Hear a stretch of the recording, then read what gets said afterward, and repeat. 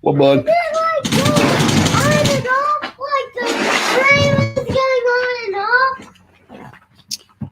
Hey, what's up, guys? Can you hop on?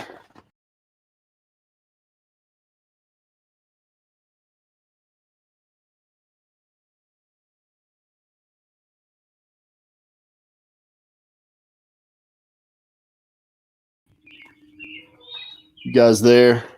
Sorry. I'm trying to do this outside, so if I start having internet problems, I'll run inside. Thought I'd give you a little bit different scenery tonight. It's a beautiful evening. What's up, everybody? If we start having any issues, just let me know in the comments and I'll run inside. True Dog in the house. Say what's up. What's up? What happened? I broke it. That's funny.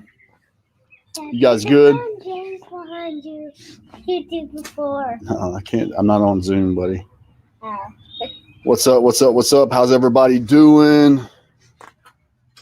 You guys want to hang out tonight?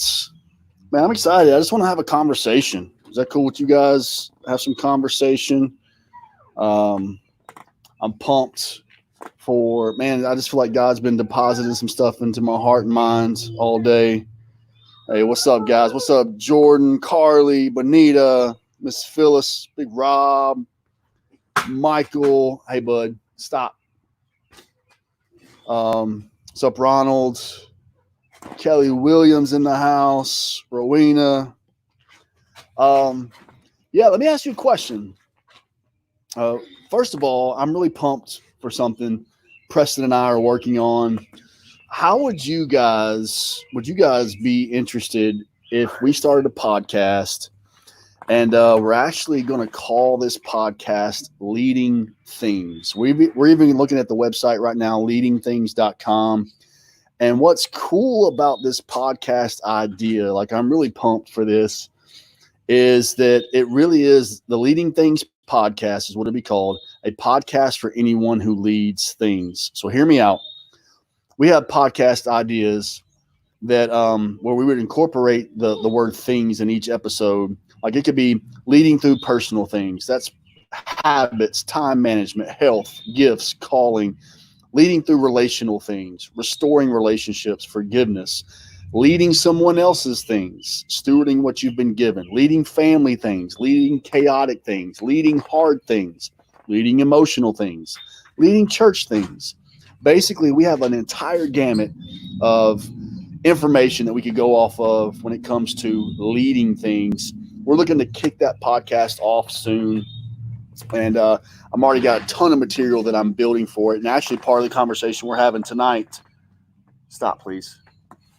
But my son almost ran me over with his bike. Sorry. So anyways, and it would just be something that's lifestyle based. You know, it's spiritual. It's real life conversations. I even have one written down called Leading Sports Things, where we could do coaches, stuff like that. So anyways, just an idea. Want to see what you guys thought about it, because it kind of, reason why I mention it is because one of the things is, like, the topic I want to talk about tonight is kind of one of my first drafts of a podcast that I'm creating, in a topic called leading relational things. So Carly says that would be great. I love podcasts. That would be good information. Phyllis and Big Rob love it. Alicia, yes, loving it. Cool. Yeah. So hopefully we can kick that off soon. And like I said, we have an entire, probably several seasons worth of material, or at least ideas and titles that we have to run with. And hopefully it'll be something that'll be interesting and kind of take off. I'd love to see that. But and we could have interviews with people from all sorts of different topics and information. So, because the key would not just be necessarily church based, but it really is a lifestyle. Like, how do we just encourage and challenge people and help people across the board, but also lead it back to Jesus? So anyways, so tonight, and I hope you guys are cool just hanging out, but I really want to, this is just me having a conversation tonight. So I don't want to get too preachy, even though you guys know that I like to preach and teach. So if I do that, forgive me, but I do want to have a conversation. I got a question for you. I want you to answer it in the comments below. What do you miss most about being physically in church? What do you miss most about being physically in church? In other words, what are you most looking forward to when you get to come back to church? I want you to put it in the comments right now because it's going to be the basis of a conversation that we want to have. Kenny Phillips says worship. Be more specific. Like, let's have, because I really want to get specific tonight. Because I mean, we can worship in our car, right? We can worship at home. We can worship just about anywhere that we're at. Some of us worship in the shower. Come on, somebody. That's where I sound the best. That's where I am the best worship leader in the world, in the shower. What do you miss most? So I want to read some of your stuff. Jordan says, "Oh, let's go back up. You guys are being awesome tonight." Um, Jared Roth, hugs. I feel you, bro. I feel you. Brandon Bonner says everything, worship, the atmosphere with everyone. Okay, now we're getting a little more specific. Ronald says the people, but still more specific. Like you can see people online, you can see people through Zoom. Like, what do you mean the people? Missing seeing all of our friends and miss loving on the kids in class. Good. Fellowship. Okay. That's good. We're going to talk about that. Worshiping with my people, worship and serving. Okay. Seeing all of my peeps and live worship. So does that mean you miss seeing live worship, or you miss, like, again, let's get a little more specific. And I'm asking this because it's going to drive some of our conversation tonight. The people and the opportunity to serve. Courtney says the overwhelming presence of God. I miss hearing everyone sing. This is good stuff, guys. Gayla Stewart says hugs. Good to see you tonight, Miss Gayla, by the way. Karen says everything, everyone. Rowena, hugs, seeing people praising together, praying together, being around people that give me life, being with people, the atmosphere of being like-minded, being with like-minded people. Sorry, worshiping, being with my church family. I have missed everybody. I've missed you guys too. Worshiping community. I don't know if I could narrow it down to one thing, says Alicia. Walking in those doors is just such an incredible feeling. The community, there is something, man, you guys are on it tonight. See, Jacqueline says when everyone joins together, you can actually feel the Holy Spirit in the room. So good, so good.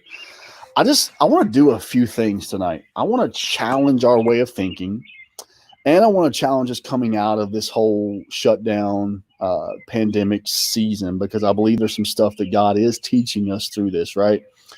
Michael Hall says, I think it's cool seeing everyone engaged and seeing people that may not know Jesus come to know him. That's great.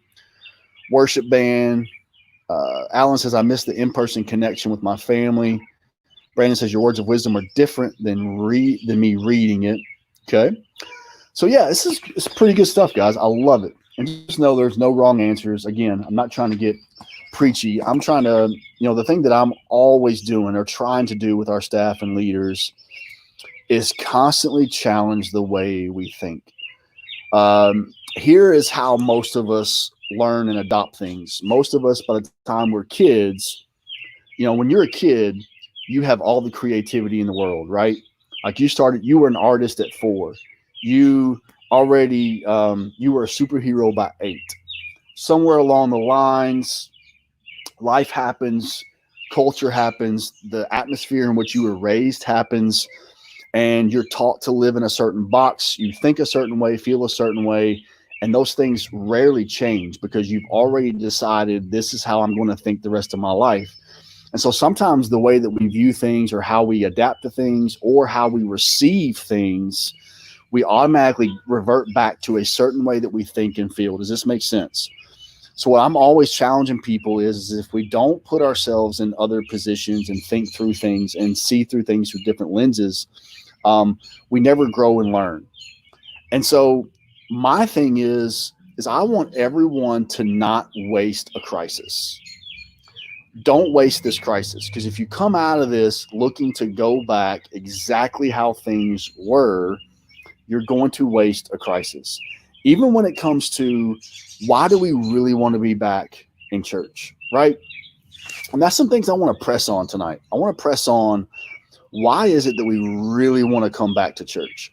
So here's the thing. When we talk about leading relational things, here's the next part of this question that's going to stem our conversation. What does community truly mean to you? Ask yourself that question. What does community truly mean to you? So I'm going to challenge your thought process tonight, but not only challenge the way you think, but I want to challenge the way that we come back to church. That's what I want to do. I want to challenge. Answer that question. What does community truly mean to you? Opportunity. Okay. What else? What does community truly mean to you? I want you to really think about it. Because here's a few questions. You ready? 3 questions when dealing with this. Where do you get your community? Where do you truly find community? Amber says support. Rowena says my tribe, the people I'm comfortable with and feel like we can be transparent with. That's good. Seeing people feel the love and presence of God. Doing life together, building together. People who push me to grow but are there to support me through it as well. That's good. We are the body of Christ. Man, it's good stuff, guys. Good stuff. And none of these are wrong answers. Again, we're having a conversation tonight because I hope that when we get off of here that you guys have a motivation and a passion to come back together even more, helping others, not just in the church. Ron Sansel says love, support, accountability. So listen, 3 questions. Where do you get your community? What is your definition of community? How are you intentional about community? Have you ever thought about those 3 things? Because this is the real question we have to wrestle with as believers in Jesus. If you're not a believer, those are still 3 main questions to ask yourself. Is where do you get your community? What is your definition of community? How are you intentional about community? So Mark says the church is my community. What does that mean, Mark? Does that mean going to churches? Again, I'm not. I really want us to think through how we answer things, because sometimes we can answer things without truly thinking through the depth of it. Is it going to church? Is that your community? Is it the people of the church and sharing the life with those people? Is that our community? What is your definition? Where do you find it? How are you intentional about it? I also want to challenge you to think through the lens of the person that has not walked through our doors yet, and how they're answering those 3 questions. Maybe you're on here tonight and you haven't stepped foot in the doors of a church in a long time. I'd love to see your feedback. Listen, no judgment here. Jennifer says people that really care and stand by you and you can share it with. We all need support and love, and know it's returned unconditionally. We are not alone. Good stuff. So listen, here's some guidelines that I want you to think through. You guys ready? Community should do the following things for every single one of us. It should make you better. Community should make you better. Okay? Don't miss that. Community should make you better. Community should make your marriage and your family better. Think about that. Real community should make your marriage and your family better. I could spend a ton of time on this one, because if the people you hang out with promote or encourage a lifestyle that's opposite of the one that you're trying to lead, that's not community, that's compromise, right?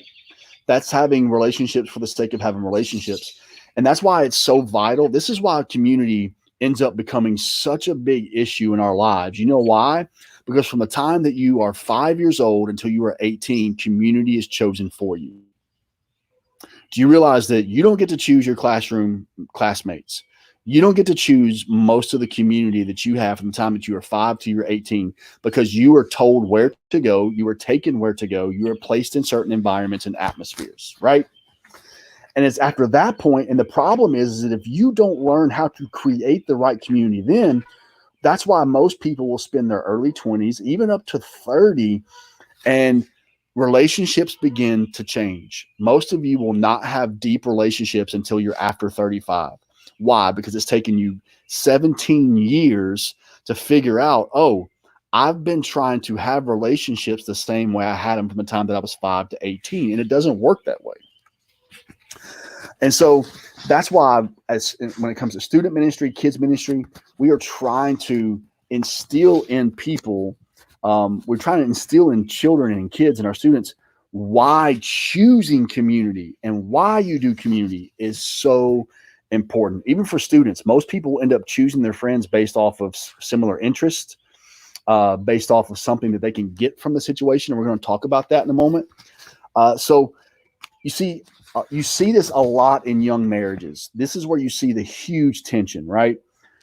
Because the man or the woman continues to try and live out the single person values while learning to thrive in marriage.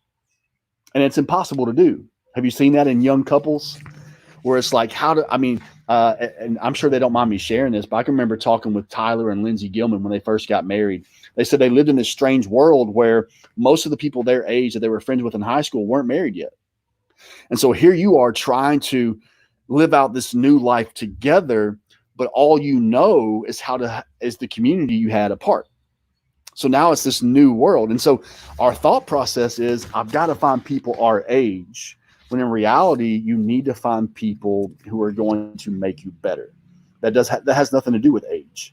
It has everything to do with who are you walking alongside in life who are making you better. Does this make sense so far? You guys good?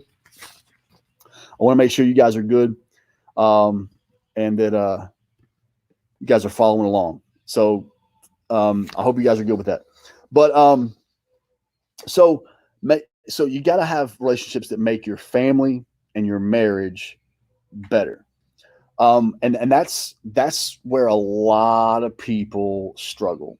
Again, like husbands, if you're watching and you have friends that don't make your marriage better, if you have friends that are constantly saying, man, your wife's a nag, your wife's this, or vice versa, your husband's a no good nothing, your husband's this and that, he should be doing this. If you're inviting those friends over to the house and you're using those opportunities for them to tell your husband what they should, listen, I'm getting off on a tangent. I'm just telling you, that's not community. That's not only compromise, but it's control.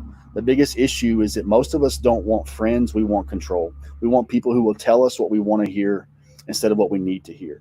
And that's why most of you will never have life-giving relationships. You'll only have friendships that last as long as your affirmation does. Is that good? So I know I might be stepping on some toes, but so it should make you better. It should make your family and your marriage better. Some people, they find community, maybe it's in some of your hobbies and activities, right? Like I don't have a problem. Like I've coached all of my kids in sports, and some people say, well, that's where I find that's my sanctuary is the ball field. And here's just the only thing, it's the only pushback that I would give if that's the only place you find your community is some things to think on is that community centered around the family connection or the child's athleticism? Think about that. Is it based around actually building relationships, or is it about building your child's athletic advancement? Because the greatest community building with sports, in my opinion, is when you have a coach who uses that opportunity to invest in kids and invest in families and invest in more than just their athletic ability, but in their character and their values. Nick Tuttle, hands down, is the best at this. Nick Tuttle he has changed the culture of soccer in Portland, Tennessee. Not only that, man, his influence on young kids and other families has been incredible. But Nick Tuttle is also a rare example of what you see happen. How many parents truly end up hanging out and building relationships that make each other better at the ball field? It's usually centered around the arena of our kids being better than everybody else's kids, right? So I would say that percentage is low. So again, I'm not downing that thing. I'm just saying, like, you really got to ask them some layered questions there, because you're sacrificing time, energy, and your family's actual relational engagement. Think about that. When you say this is where my community is only here. So right now, do you guys realize that right now the divorce rate is skyrocketing coming out of shutdown and quarantine? This should be alarming to us. And this should also make us realize that community was never in sports, or it never was in us working all the time or our hobbies. Because if the community we were doing was not strengthening what was happening at home, what had happened is that all this crisis did was reveal that you really didn't have community, and you really didn't have life-giving relationships. You just had your basic everyday falling in line with what the culture says you should be doing, and that's running around, being very busy but not being productive or efficient with your life or your relationships. Am I making sense so far? So these are layers that we're asking when we're talking about what does community really mean to us. So why do you want to come back to church? Why do you want to come back to church? Why because like during this shutdown, hasn't everybody been itching to get back out, right? Why did you want to get back to church? Why did you want to get back to shopping? Why did you want to get back to going out to eat? What is the underlying layer with this? Because I really want to challenge you deep to your core why this stuff matters to you. So listen, could it be? And listen, I'm just having a conversation, not judging anybody. But could it be that what we really miss sometimes is our consumerism? Could it be that you love your shopping? Could it be that you love kids ministry because they're out of your hair for an hour on a Sunday or Saturday? Could it be that you love coming back to church because you get your free breakfast, you got your coffee, you have the things that you love to consume about church? I'm not saying that's everybody's attitude. I'm not saying that's why you miss church. I'm just saying, let's really ask ourselves, why was being shut in our homes? What are the things that we really miss about being out there and living life and coming to church? I'm not judging, just wondering what we're really missing about church and getting out of the house. Because here's some of the excuses, right, that we share. The excuse is, well, it's just not the same doing it on video. Not a wrong answer. Well, if that's true, I expect every person who has said that, who has had a lack of engagement because of that very answer right there, I expect y'all to be the first people to sign up to either lead an in-person group or sign up to be a part of an in-person group. 100%. Like, if you've said it, then you ought to be the person right now that says, I've said that. That's why we haven't engaged. When we get back, I'm leading a small group. I'm going to be in every small group, because you just said this is your excuse for not being involved in community, is that it's not the same as in person. So you better be the first one in line to say, sign me up, and I'll be there every week, because I realize how valuable in-person community is, if that's your excuse. Does that make sense? So maybe this is an excuse that we've heard. I don't feel the Spirit because I'm not in the room. Well, then you're really saying that the Spirit doesn't show up unless you do. I can't wait for you to be back in church then, so that way God can show back up. Like, if God's not showing up because you're not in the room, then man, I can't wait for you to be back in the room. And I get the heart of the answer, but I want us to think the why. Why do we make these excuses? And the reality is, we haven't defined what community and getting the gospel out there is really all about. See, some people think that we started online church for those who couldn't make it to church on the weekends. And that's not the truth. We started online church and online campus so that we could reach people across the entire globe with the gospel of Jesus. That's why we started online church, not so that we could give you an opportunity to sleep in on the weekends, or if you didn't feel good, or if you were out at the ball field on Saturday nights and you wanted to just stay at home and have church in your PJs. And the reason why I press on that is because if that is your wave of thinking, then you're only thinking about, because some of you would say, well, I'm not a consumer, like this is why I want to do it. But that thought process is consumer based, because you're saying that I'm consuming church only through one avenue. And our thought process is not that. Our process is, how can somebody be a part of a life-giving church that may never or unable to step foot in the doors of our church? Take my mother, for instance. My mother, my grandmother, my aunt, they all live together. We'll call them the Golden Girls. They live in Lafayette. Their church is our online church. Their health issues, especially my grandmother, they cannot physically get out and come to church.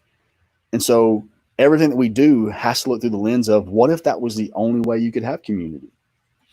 Just giving you things, food for thought. That's all I'm doing. That's all I'm doing.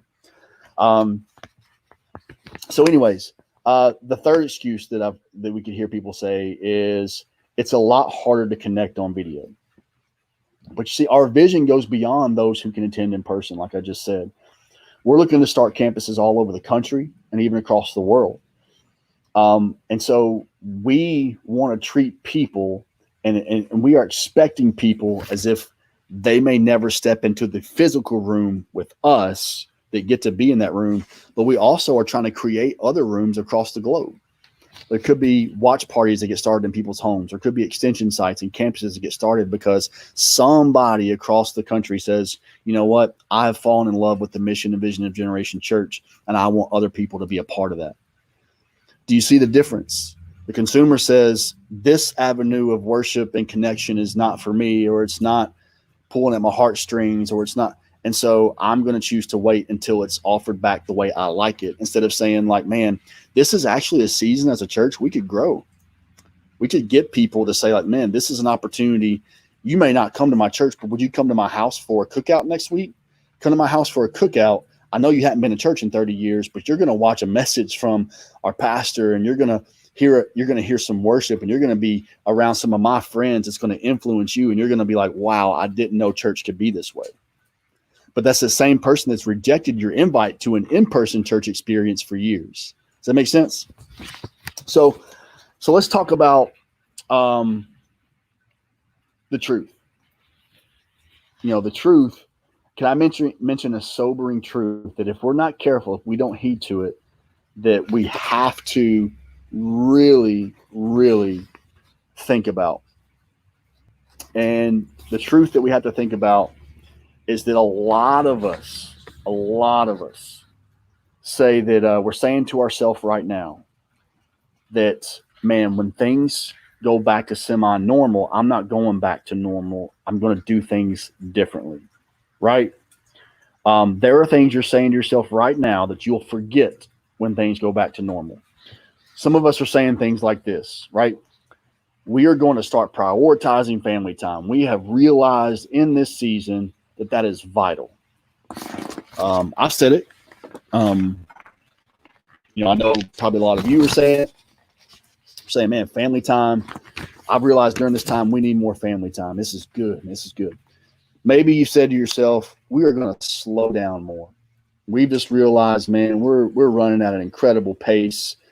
We're doing everything, saying yes to everything. We're going to slow down more.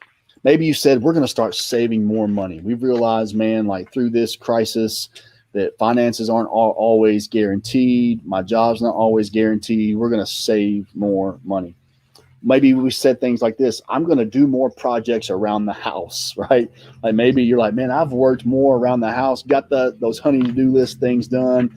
I've done some improvements. We've had some fun. Maybe you said things like this: man, we're going to get our finances in order. Like coming out of this, we're not going to spend money the same way we did. Can I give you a sobering truth? And I'm not trying to be negative or Debbie Downer or whatever. I'm trying to hopefully challenge you tonight, is that history says otherwise. History says otherwise. History tells us that that we will waste this crisis if we're not careful. Some of us have vowed to come back to church different than we did before, right? But every time, how many times have you said, God, if you'll get me through this crisis, things will change? And it doesn't. What about the relationship or the marriage that it goes through the crisis, right? You see the men like, man, it's in a crisis. It's about to get into a divorce. And the man's like, I'll do anything. I'll go to counseling. We'll make it happen. And then it happens for a little while, and then it goes back to normal. History says that crisis forces us to think about the issue, but after things relax, we forget and we kind of go back to normal. Some of you are like, man, I'm not going to spend money the same way until all the shopping opens back up, until all the restaurants open back up. Then you're like, oh, but man, everything's been closed. We got to go spend. I mean, do you understand what I'm saying? If we're not careful, history says that when crisis comes, we seek, we understand, we come to a revelation, things need to change. But the sobering truth is that once we get back to a place of comfort, we go back to our old ways. That's just the norm. But I believe that God is teaching us right now that if we will be intentional about this, we can truly see revival and lasting change come out of this. So listen, some of us have vowed to come back to church different than before, but for how long? How long are you going to be like, man, is it going to be a year from now that you're going to remember this feeling right now? What about this? Some of us have vowed to serve with more passion and intentionality.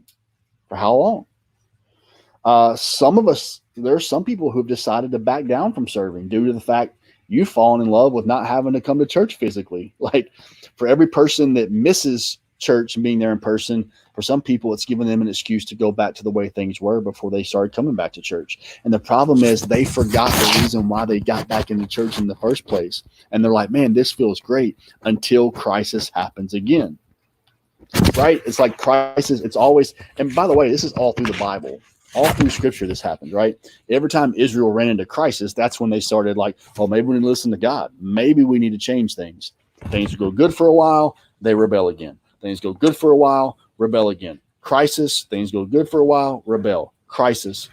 God introduces crises not only, it's not for wrath or judgment, but it really is to try to wake us up, to what really matters, to what really matters. So listen, some of us have, we've just decided all of these things. And so the challenge tonight is how do I really view this stuff? Why does it really matter to me? Because when we really write down why it matters to us, it should change the way we behave. It should change the way we think, the way we plan everything. It should change everything coming out of this. I mean, I'm serious. Nothing should be the same. It should be coming out of this better. We should expect revival. I'm praying for revival. I'm praying that God kills the virus, that revival happens. I'm praying that people come back to church in the droves. I know there are going to be regulars who don't come back. And God is weeding out some of the people who were just there, but God is going to send people who go like, man, I have realized and understood the value of what true community is, what true worship is, what true gathering means, and what true mission and vision and values mean. And I want to be a part of that. And so I'm believing things are going to be incredible. So there's 3 categories. Listen, and this is where I hope this is kind of the meat portion tonight. I know I've kind of just given you some things to think about, layers. There are 3 categories that we fall into when it comes to not just church, relational community. Relationships, community, church. So I want you to think through these things, okay? The first category is consumer, okay? All of us, for some of us, there are categories of people who are consumers. That means a consumer means you'll always find a better product. Always. There's always a better product out there than Generation Church. First to admit that. Like during this time, do you know how like insecure it makes you to realize like, man, if you're going to do online church, why would you do Generation when you got Elevation, you got Transformation, you got Life Church, you got all these people who have built a platform for millions of people. Like I don't have that kind of platform, and that's okay, but like that's the thing that you have to wrestle with is like, if you're a consumer, you're always going to find a better product, right? Like if you're a consumer of groceries, if you're a consumer of food, you're always going to, you can fall in love with one place, but the moment you find something better, you move to that place, right? So that means you'll stay as committed as long as your personal preferences are being met. Does this sound familiar with relationships? Right? Or consumer mindset says that once you get it, you feel entitled to it. So does this make sense with relationships? Like there are people who are consumers in relationships. It's all about what they can get from the relationship. That's the thing that you wrestle with. The second category that we will all fall into, and I meant to put these on the deal. So you have consumer. The next one is contributor. Contributor. So the contributor, these are people that contribute to something that they believe in and that has impacted them personally. Because how many of you know you normally don't contribute or give to anything unless it has impacted you personally? And that's the truth. And so these are the people you don't have to sell or market to the contributor. They don't need convincing or selling. They are bought in for the good, the bad, the ugly. Right? And by the way, isn't this true for relationships? These three labels apply in this arena. You see, I contribute to my marriage not because I expect it in return. I contribute because I love her. I contribute because what I get in return is a blessing, but I don't do it for the return. My reward is seeing her and my kids be better. But in that, I do get it in return. Does that make sense? In that, I do. I heard the greatest piece of advice. Are you ready for this? People do not treat you how you treat them. Know that right now. People do not treat them how you treat them. Get this. This is a golden nugget you need to understand to the depths of your soul. People will treat you how you treat yourself. I'm going to say that again. People will not treat you how you treat them. People will treat you how you treat yourself. Have you ever found yourself like constantly demeaning yourself, making fun of yourself? And then when your friends do it or somebody else does it, it cuts you to the core. And you're like, I can't believe they said that about me. I can't believe, so-and-so said that in front of all my other friends or my spouse said that in front. But the reality is you say it about yourself all the time. And what you're doing is giving permission for everybody else to not only view you that way, but they think it's all fun and games anyways, but in reality, a lot of times you treat yourself that way out of a deep insecurity. Is this making sense?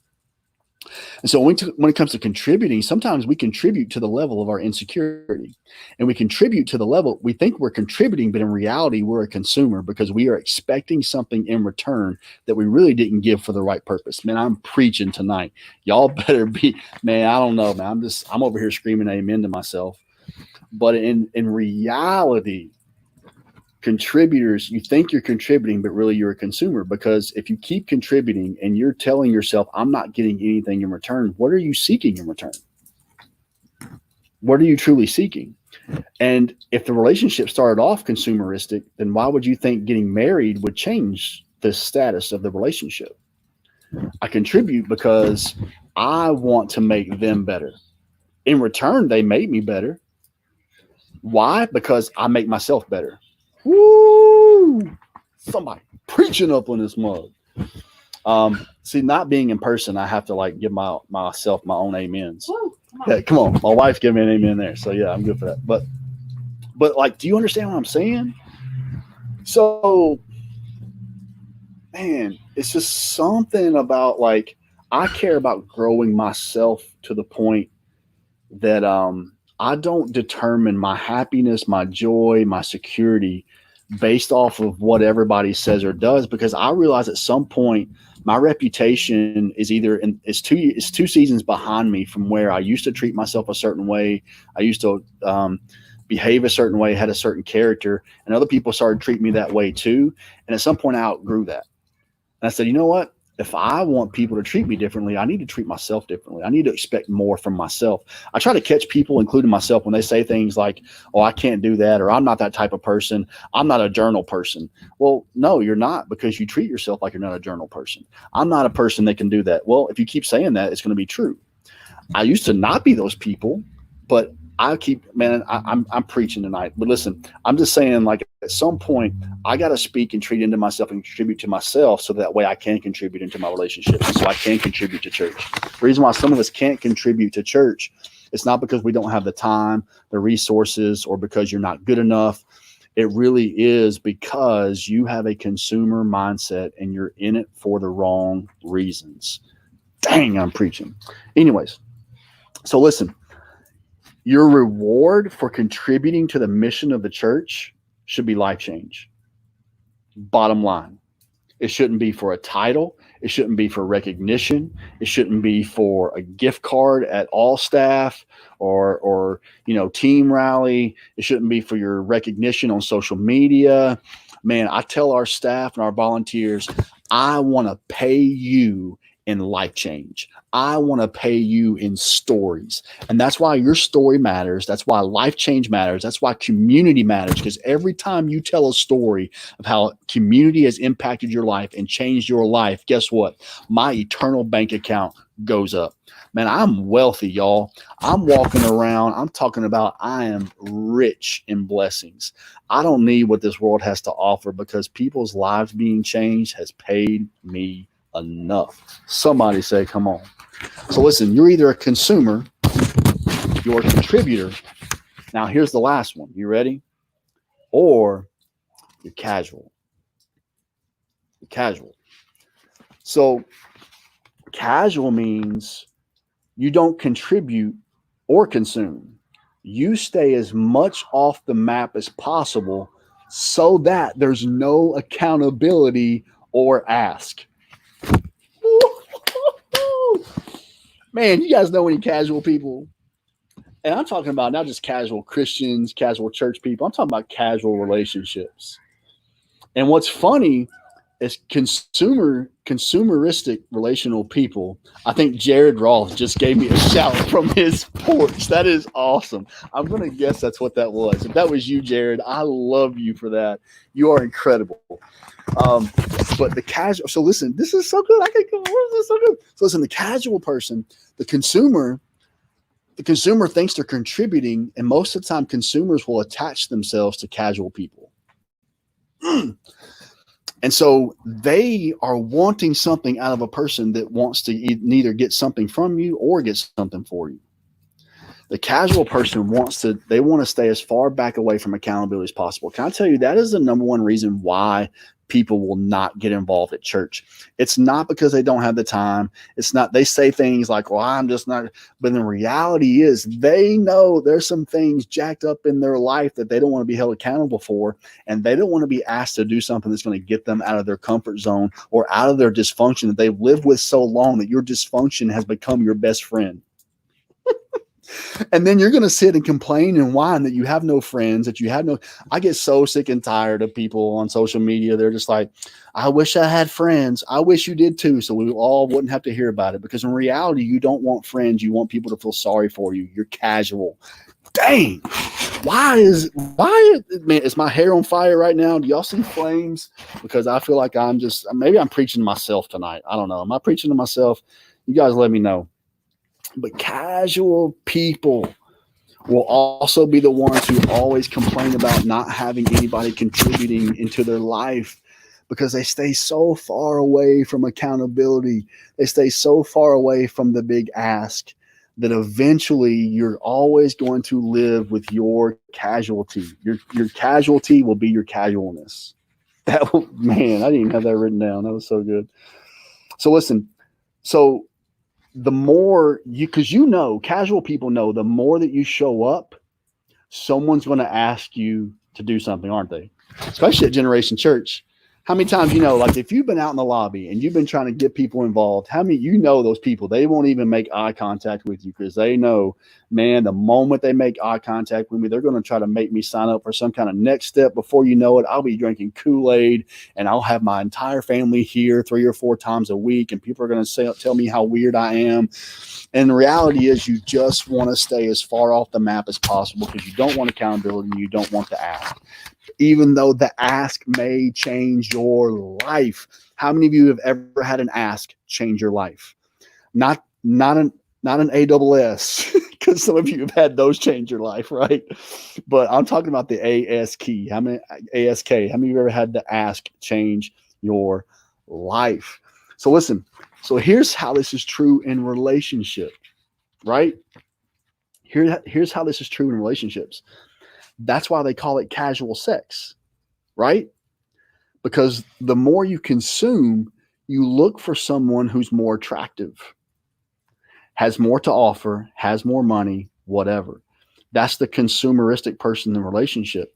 And so if you're forced to contribute or to be held accountable in a relationship, you're out. And most people will wonder why they are continuing to go into these relationships that give nothing back. And the reality is you keep dating casual.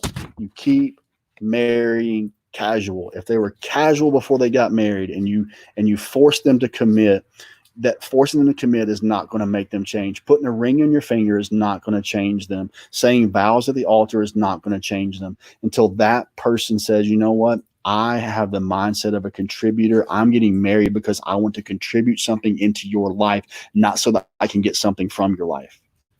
It's because I want something for you. You know what I truly believe before I got married to Jessica? Even though I had so many insecurities, I had so many doubts that I could be a good father. I had so many doubts that I could be a good husband. I had so many doubts that I could be a good leader. I'm sorry. Sorry. My wife's giving me tips. But anyways, see, she's making me better. She's contributing to this video right now. But you know what I thought? I had this conversation with her father. You can ask her. He was grilling me, as a father should. He was grilling me on how are you going to take care of my daughter, on what you make. How are you going to do this? And you know what I believed? I believed, even at the heart of my insecurities and doubts, I believed that if this woman will make me her husband and call me hers, her life will be better. Not because of anything I can be, but I just believe that God had such a vision and a calling on our lives and on my life personally, that if you'll hook your wagon to me, baby, we're going to go places, and we're going to do something, and we're going to live with passion, and we're going to live with joy. I tell people all the time, man, I married up, but you know what? I truly believe she married up too. I believe we married up together because we're going to the same place, baby.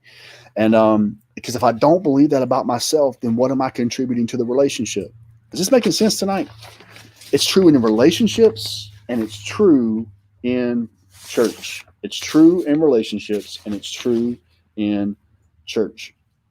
So it really is asking yourself, what category am I in? Am I a consumer?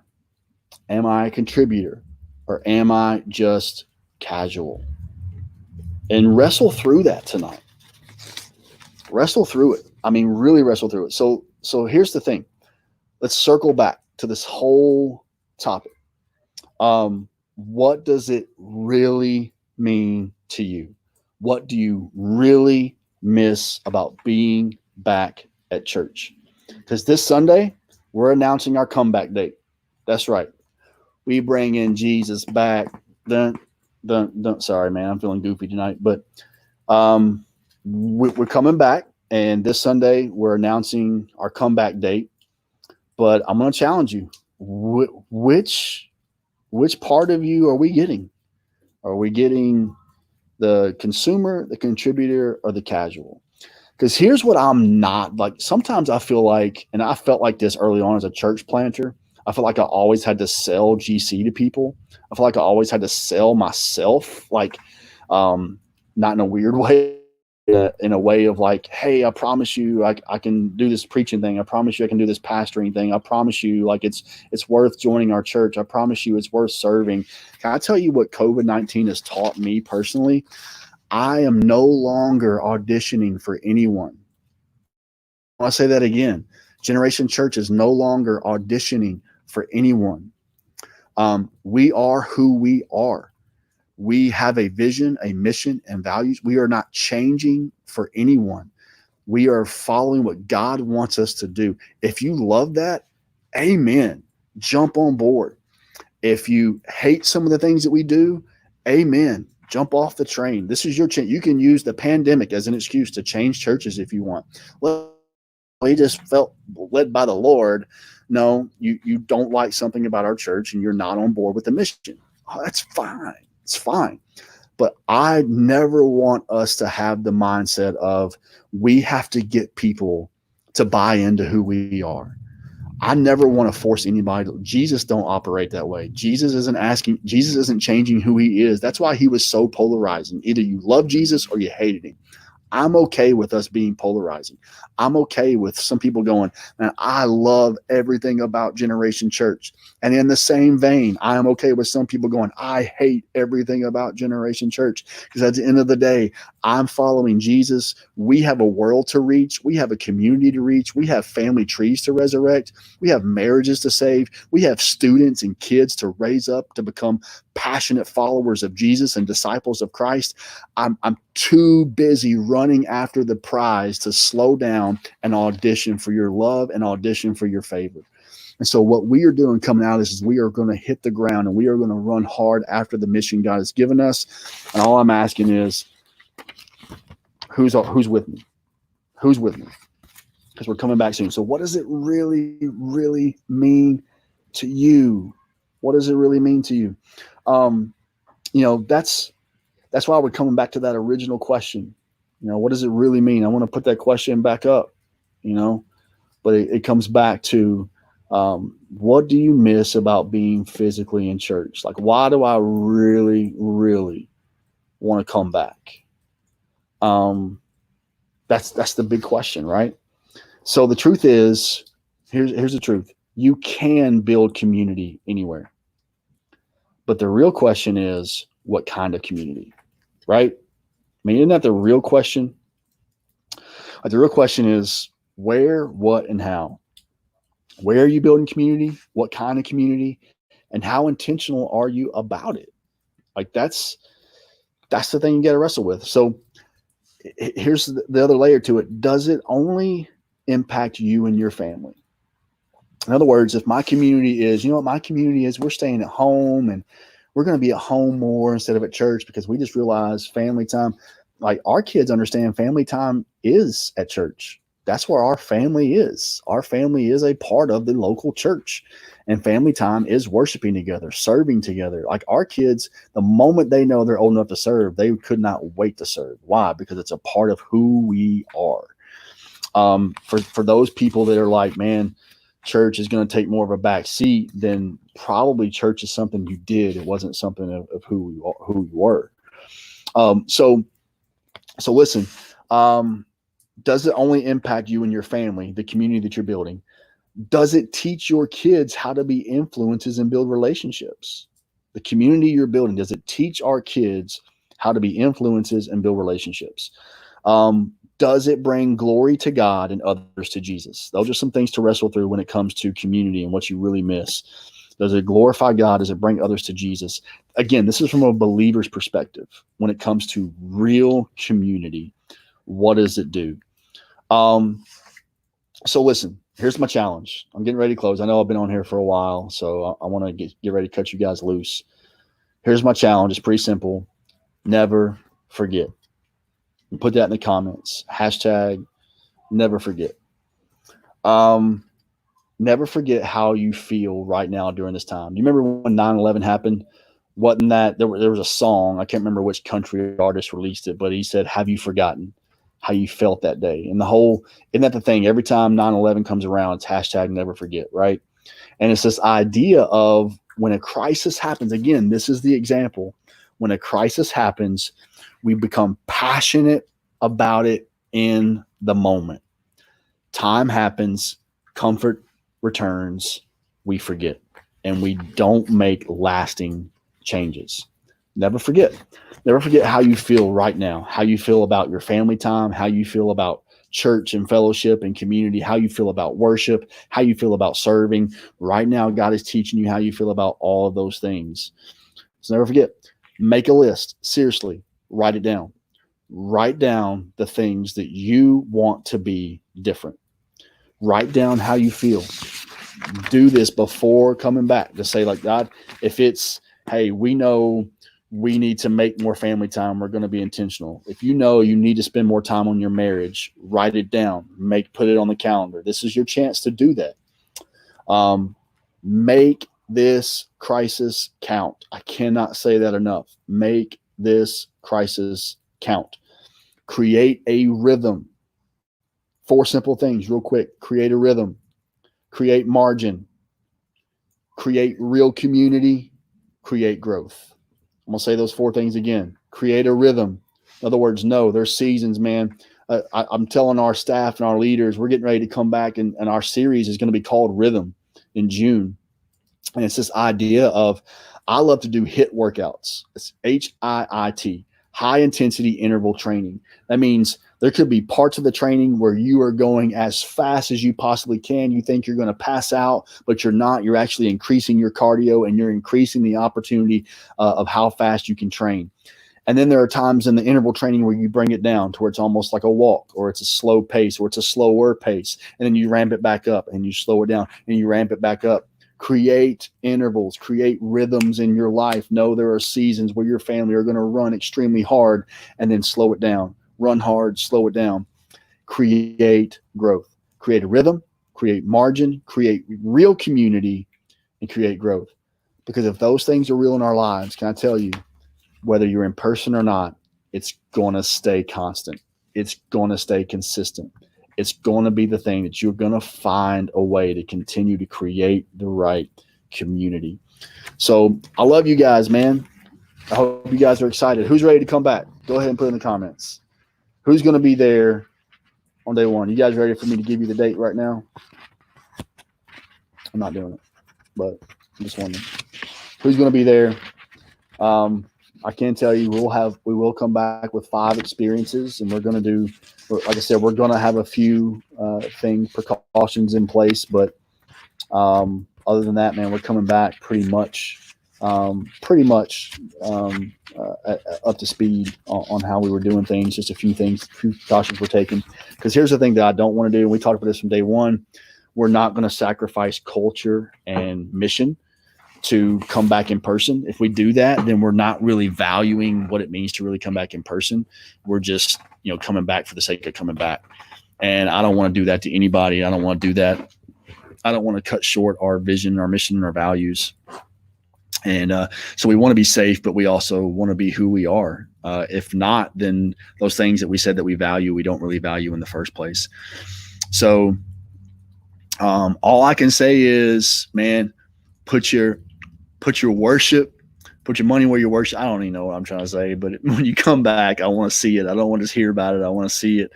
I want to see, man, what have we learned from this, and what are we going to do? So listen, this has been a session on leading relational things. It's been a session on community. I hope it's, like I said, these are just, I actually just had these thoughts today, typed them up, and did a video. Like, this wasn't really long, thought out, planned. It really was just, hey, we're having a conversation together. We're all thinking through this together. And I hope it's been encouraging to you. But listen, pray for us, man. I got some exciting news. I don't know what you guys have accomplished during this whole shutdown, but man, we're moving. Like, we've lived in this house since 2011. Whenever we moved into this community, we moved into Portland in 2011 to start this church. We've been here since 2011, and man, we've been blessed to.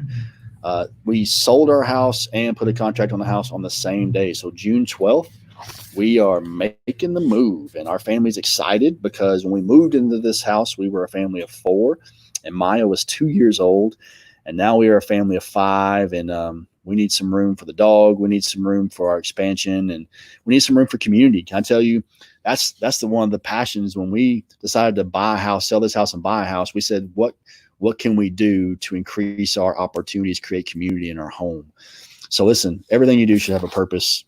But yeah, we're excited, but pray for us. We got obviously a lot of things to prepare to get.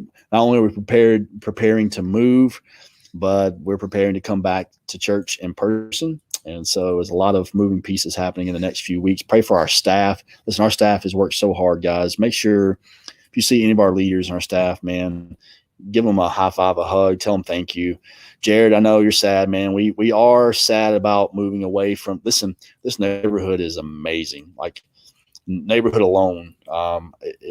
we wouldn't move. We love this neighborhood, and we love being close to Candace and Jared and some of our other neighbors. But we've actually been talking about moving for a little while, just to try to create a space in our home that is more functional for who we want to be as people and what we want to do. So that's what we're looking to do. Carly says, thank you for speaking tonight. This was good for my soul. I'm thankful for you and your family. We love you, Carly. We're so thankful for you. Appreciate you.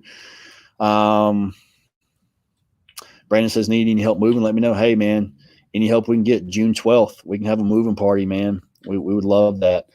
So I know we're looking to try to get at least 2 or 3 trailers, especially enclosed. If you guys know hookups for U-Hauls or enclosed trailers, we don't have to spend a ton of money in case of rain or whatever. And so we can load up as much as possible and fewer trips. It'll be awesome. So thanks for this. I love to be challenged, says Kelsey, to grow and learn. I accept every opportunity to do so. Yeah, man, you guys are welcome. Thank y'all for tuning in tonight, man. It's been a great I was actually surprised by the engagement tonight, but you guys have been incredible. So thanks for hopping on. And listen, I hope to do this. I hope this is one of those things that lasts coming out of the pandemic. You know, we hope to continue the live with PB&J. We may not do it every week, but we want to continue these interactions just because I love it. And I feel like it's important for us to have some of these conversations together. So yeah, I hope to start the podcast soon so we can start having even more of these conversations. Got a lot of stuff that God's putting on my heart. I hope to even get started on writing a book soon. So you guys pray for that. I'm saying that out loud so that I can have accountability, because every time I get to a place where I feel like I'm ready to write that book, my fear and insecurities keep me from doing it. So y'all pray that I would overcome my fear and my insecurities, and that I would write the dang book. So y'all put in the comments, write the book. Just do it, Pastor. Write the book. Anyways, I love you guys, man. Have a great rest of your Tuesday evening, and I look forward to connecting with you all soon. God bless.